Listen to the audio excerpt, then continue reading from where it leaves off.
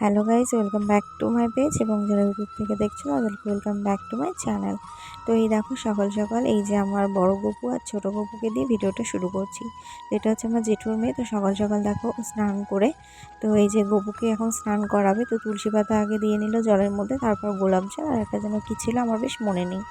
তো এই দেখো পড়াশোনার সাথে সাথে ও এদেরকেও ভীষণভাবে খেয়াল রাখে এবং খুব যত্ন করে।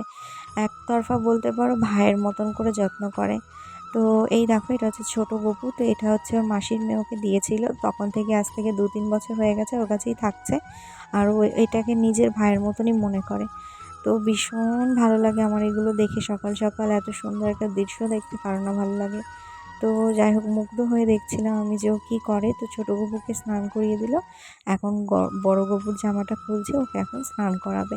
তো প্রথমে ছোটোটাই ছিল, তারপরও বড়টাকে নিয়ে এসছে। আর দেখো বড় গপুটাকে এত কিউট লাগছে দেখতে, মনে হচ্ছে একেবারে সদ্যজাত বাচ্চারা যেমন হয়, হওয়ার পরে ছোট্ট, ঠিক সেরকম দেখাচ্ছে। তো ওকে এখন স্নান করিয়ে নিচ্ছে। তো সকালবেলা ঘুম থেকে উঠে এটাই ডিউটি থাকে যে দুজনকে স্নান করিয়ে তারপর ওদেরকে ভালো পোশাক আশাক পরিয়ে ওদেরকে সকালে পুজো দিয়ে আরতি আরাধনা করা। তো এদিকে দেখো ছোট্ট একটা টাওয়াল দিয়ে দুজনকে বেশ সুন্দর করে মুছে নিচ্ছে। তো আমার তো এত ভালো লাগছিল দেখতে, তোমাদেরকে কি বলবো জানি না। ভিডিওটা দেখে কার কার ভালো লাগবে, যদি ভালো লাগে আমার অবশ্যই কমেন্ট করে জানিও।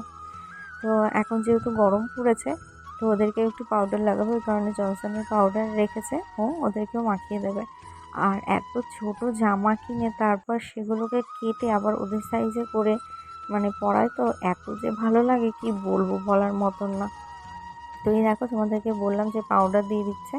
তো এই দেখো দুজনকে কি সুন্দর করে পাউডার দিয়ে দিচ্ছে। তো দেখো কি সুন্দর করে বসেও আছে, দেখতে এত ভালো লাগছে বলার মতন না।